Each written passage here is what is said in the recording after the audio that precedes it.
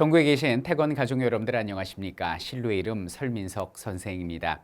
자, 이번 36회 한국사 능력검정 시험 어떻게 잘 보셨는지 모르겠습니다.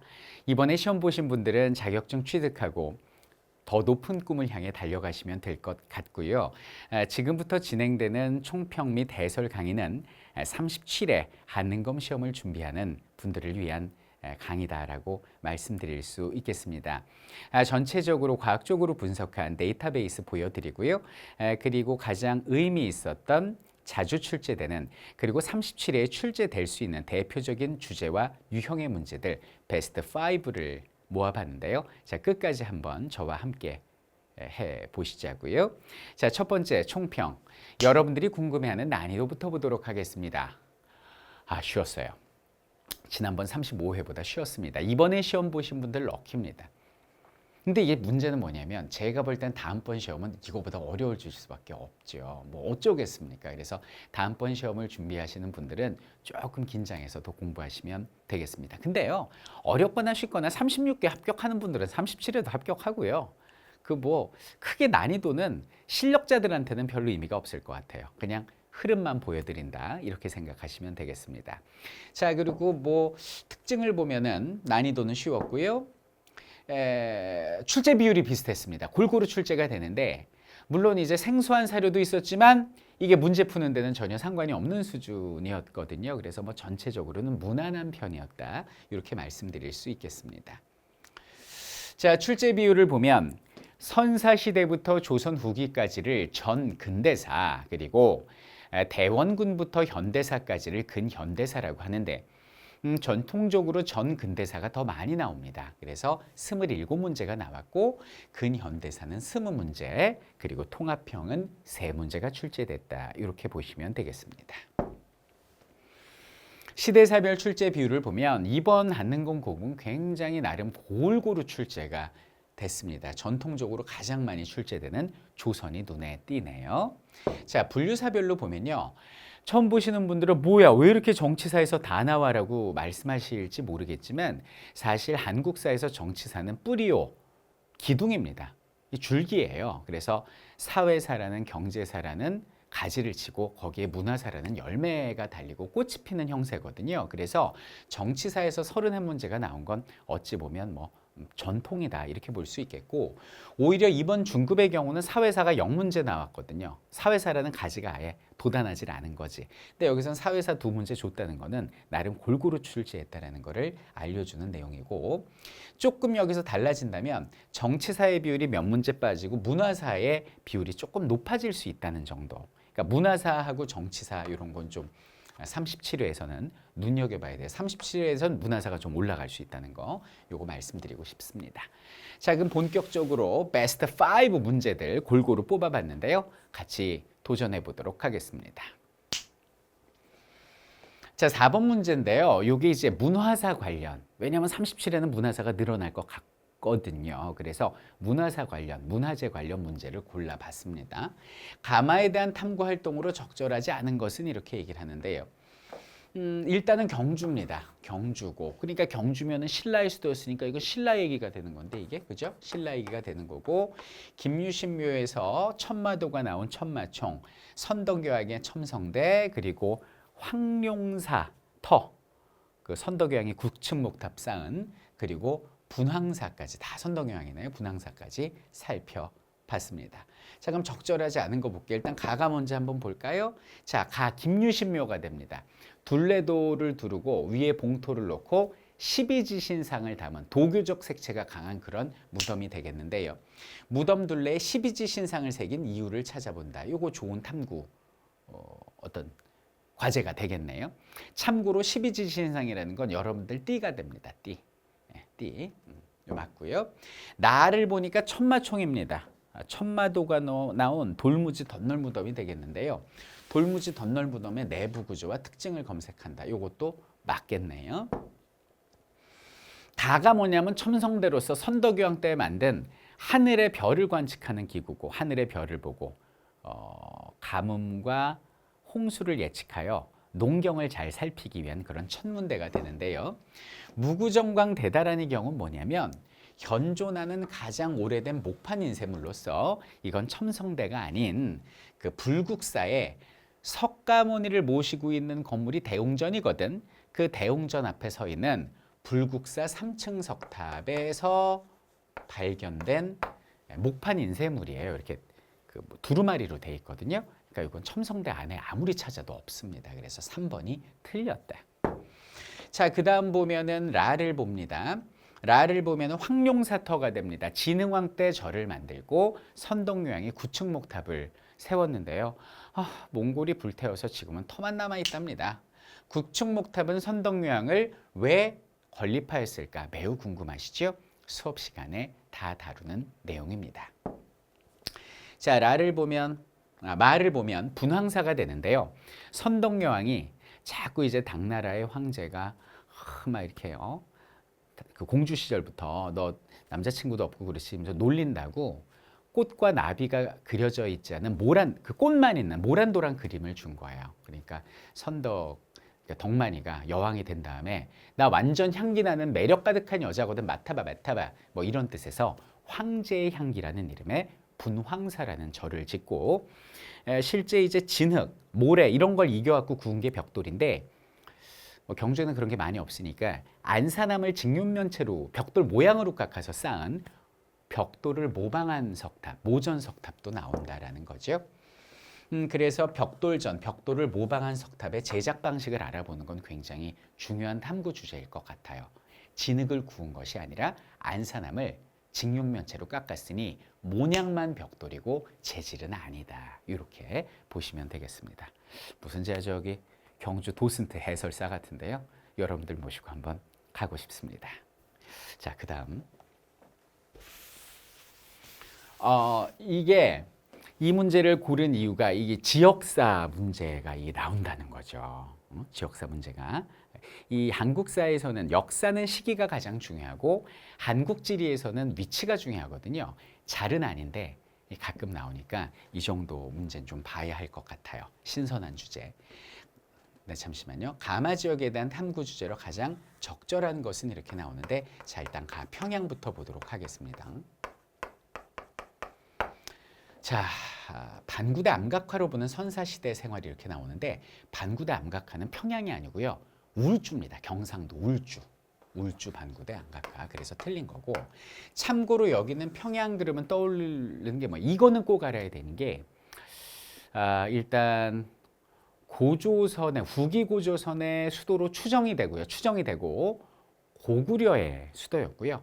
그리고 지금 고려 시대 때는 고구려의 수도를 아주 높이 쳐줬고, 지금 조선민주주의인민공화국의 수도이기도 한 곳이다. 이렇게 봐주시면 되겠습니다. 옛날 지명은 서경이라고도 불렸었어요. 서경, 고려 시대 서경. 자, 그다음에 이제 나를 보면 여기가 이제 인천이 됩니다. 서울의 외항이고 인천 상륙작전으로 유명한 곳이 되는데요. 고액 소장료에 반발한 암태도 소작쟁이라고 나오는데요. 자, 여기는 암태도는 뭐냐면 전라도에 가면 전라남도에 여러분들 그 목포 있지 않습니까?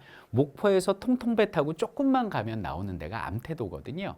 그러니까 전라도니까 인천은 경기도잖아요. 그죠? 그러니까 말도 안 되는 내용이죠. 자, 여기는 충주가 됩니다. 충주는 뭘로 유명하냐면 임진왜란 때 일본군들이 여기는 오늘날 부산 지역으로 쳐들어와서 동래성, 부산성 다 작살내고 치고 올라오는 걸 여기는 충주에서 신립 장군님께서 탄금대에다 배수의 진을 치고 크게 전투를 하셨다가 결국 패배를 하시죠. 그래서 신립 장군님이 이렇게 탄금대에 몸을 던진 참 안타까운 사연이 있는 곳이 충주 전투가 됩니다. 임진왜란인데요. 신립 장군이 배수의 진을 친 탄금대 전투. 우리는 이거를 탄금대라 쓰고 정답이라 읽겠네요. 정답은 3번이 되겠습니다. 자, 그 다음에 라입니다. 노래도 있죠. 목포는 항구다. 자, 목포 한번 볼게요. 목포의 옛 노래, 노래 많은데요. 옛날 노래죠. 신명유의 발단이 된 제너럴 셔모노 사건이라고 나오는데, 제너럴 셔모노는 평양으로 흘러 들어왔다가 평양 관민과 군민에게 불타버린 미국 상선이거든요. 그러니까 요거는 목포라고 그러면 안 되고요. 자, 마지막으로 이제 울산입니다. 경주에서 가깝기 때문에 신라 시대에 서울의 외항, 경주에 가장 가까운 항구였던 곳이 울산인데 병란도가 나오면 이건 고려고요. 병란도 위치가 개성 서남 쪽에 있는 게 병란도예요. 그러니까 말이 안 되죠. 그러니까 정답은 뭐 3번 이렇게 해주면 되고, 그럼 여기 있는 지역사를 꼭 알아야 되나요? 알아두면요, 여러분들 시험에만 도움이 되는 게 아니라 이 중에는 학생도 있고 성인들도 계실 텐데 여러분들이 사회생활을 하는 데 있어서 기본적인 어떤, 요새 그거 유행하잖아요. 뭐 지, 대, 넘, 얏 막 이러면서 알쓸, 신잡 이런 거 유행하잖아요. 그러니까 우리가 뭐 그렇게 많이 풍부하게 상식을 알 필요까지는 없겠지만, 왜냐하면 지금은 자기 전문 분야의 시대니까 기본적으로 이 정도는 알아야 그래도 대한민국에서 좀 대화하면서 살 수 있지 않겠습니까? 그러니까 제가 수업 시간에 정리해드리는 그런 지역 정도는 우리가 기억을 해 두셔야 될 것 같아요. 자, 이렇게 해서 위치 문제 봤고요. 자, 밑줄 그은 사변 이후에 추진된 개혁의 내용으로 옳은 것은 이렇게 나옵니다. 자, 고등재판소에서 심리한 피고 이화를 교형에 처하도록 한 안건을 법무대신이 상주해서 폐하께서 재가를 하셨다라는 거예요. 자, 피고는 사변 때 대궐을 침범한 일본인들과 함께 아무런 직책도 없이 입궐해서 왕후폐하가 시해당하시던 공령합에 들어갔다, 이렇게 얘기를 하고 있습니다. 그리고 왕후폐하, 명성왕후가 되겠죠. 시해당하시던 뒤 얼마 안 되어 대군주 폐하 이전에 제멋대로 들어가서 대군주 폐하께서 결정하시지 않은 조칙문을 베꼈었다. 이 나쁜 놈이네 이거, 그죠?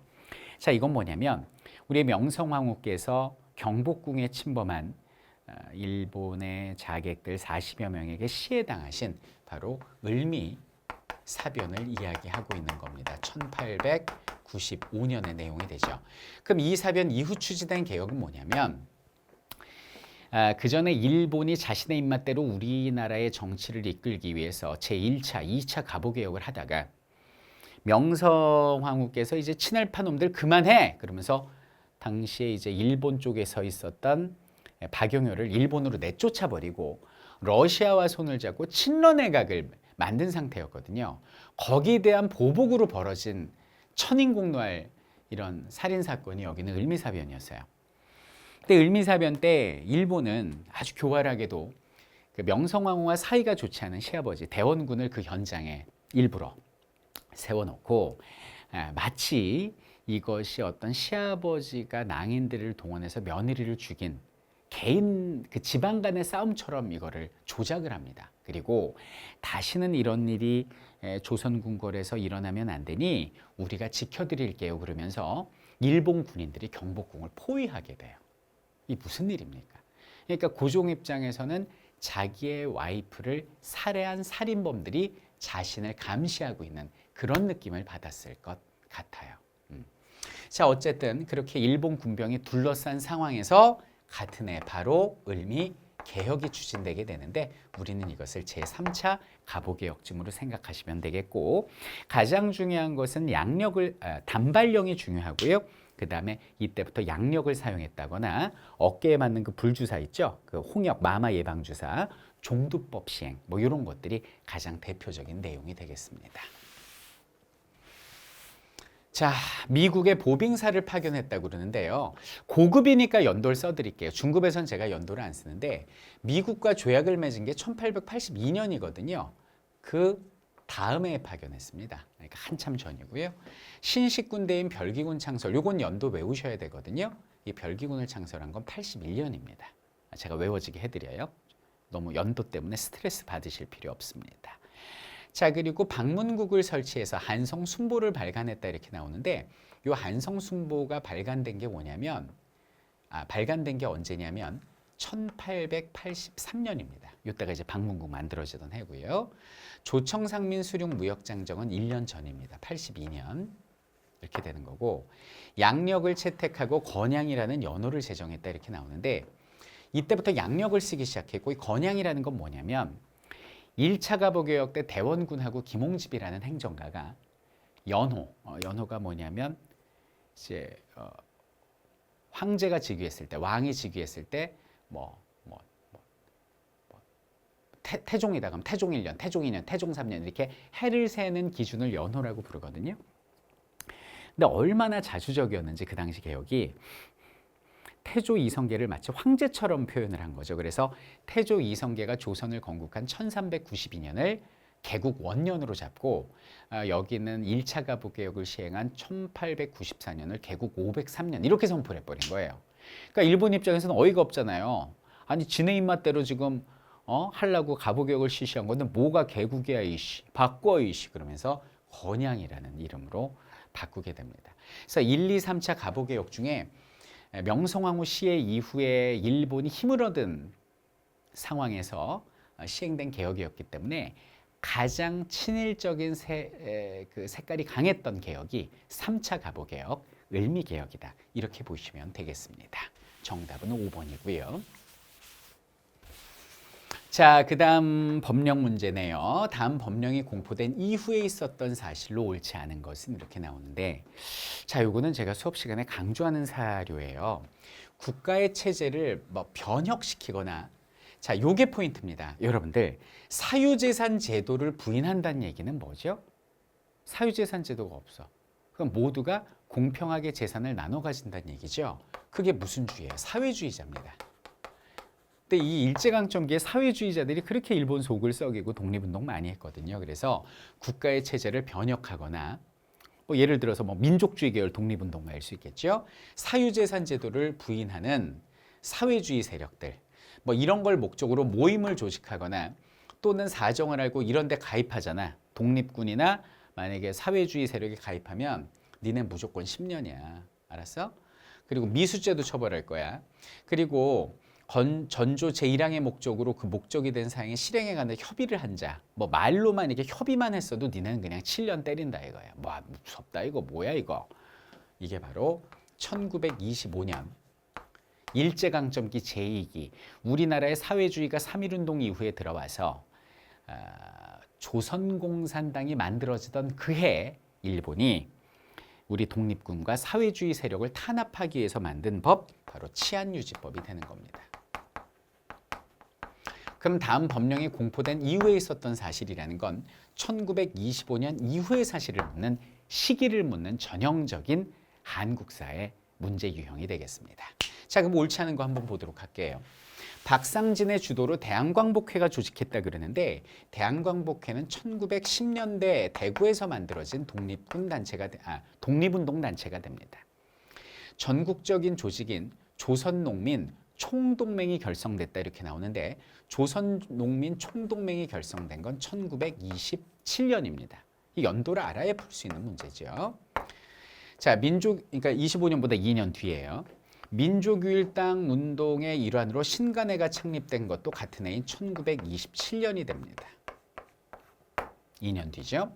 사회주의 세력의 활동 방향을 밝힌 정우회 선언이 발표된 게 1926년이고 거기에 영향을 받아서 다음에 신간회가 만들어져요. 1년 뒤고. 노동조건 개선을 요구하며 원산노동자 총파업이 전개된 건 1929년이 됩니다. 6, 7, 8, 9, 4년 뒤가 되겠습니다. 선생님 이 연도 다 외워야 되나요? 라고 걱정하시는데요. 저하고 함께 수업하시는 분들은 저절로 암기되니까 너무 걱정하실 필요 없습니다. 이해뿐만 아니라 암기까지 시켜드릴게요. 다양한 암기 비법과 CG, 저만의 웃음, 개그 코드로 여러분들을 합격하는 승리한 학생으로 만들어드리겠습니다. 자, 다음 협정이 적용된 시기, 또 시기를 묻죠. 이 한국사는 시기예요. 우리나라의 경제 문제입니다. 마지막 문제, 경제 상황으로 옳은 것은 이렇게 나오고 있습니다.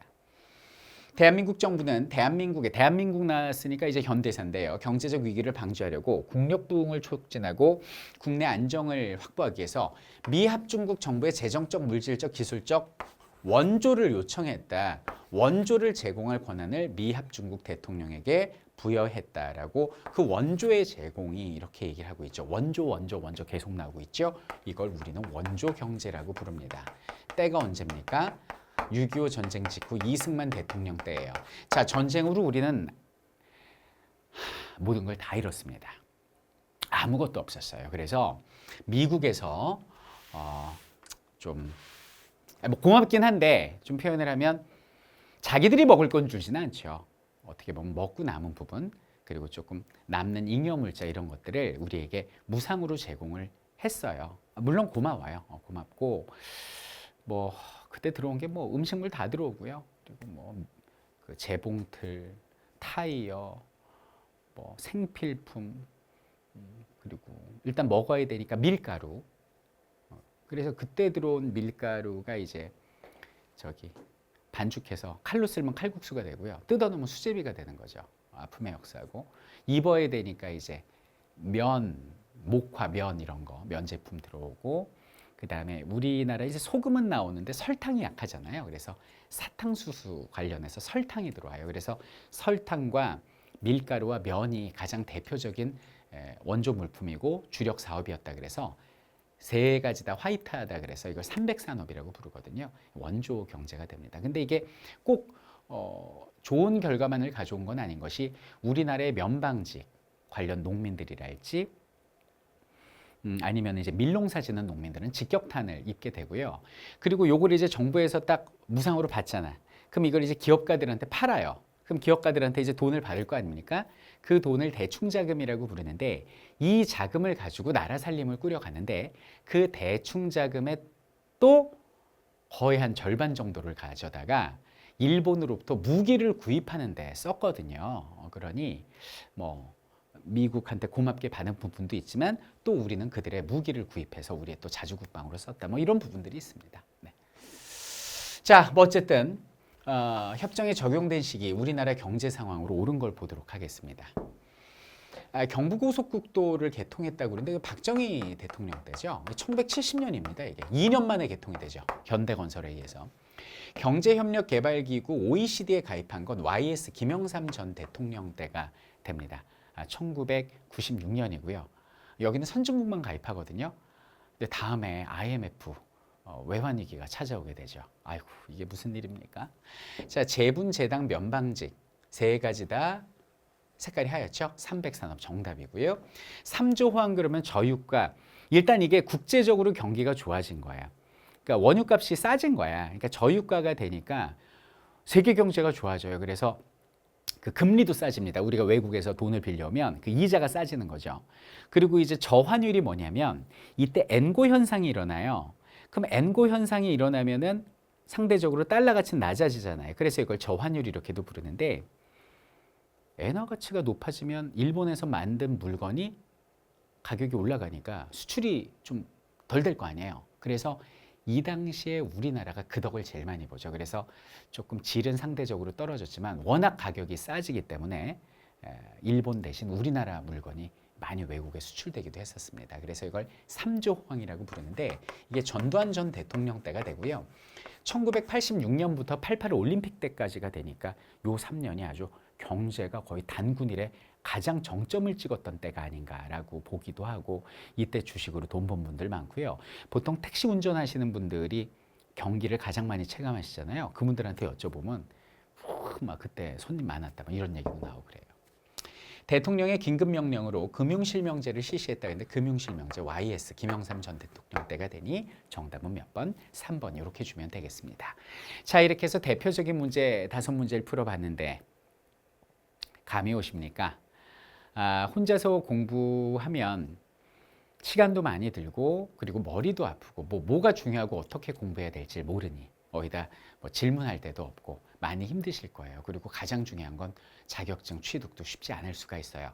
자, 여기는 한국사 능력검정 시험 전문가 태건 설민석 선생과 함께 쉽고 재밌고 빠르게 한국사를 정리한다면 당신이 꾸고 있는 그 단꿈이 단숨에 단단하게 이루어질 것이라고 믿어 의심치 않습니다.